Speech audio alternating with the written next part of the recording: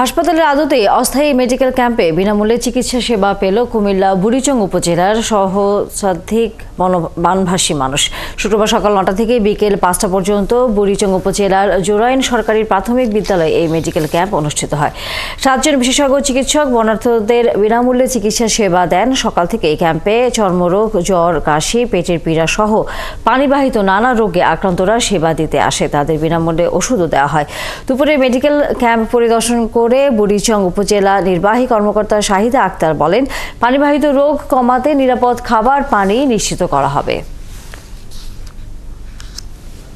চিরন্তন সমাজ কল্যাণ সংস্থা একটি উদ্যোগের মাধ্যমে জরুরি স্টুডেন্টস ফোরামের সহযোগিতায় তারা আমাদের গ্রামে একটি মেডিকেল টিম নিয়ে আসে।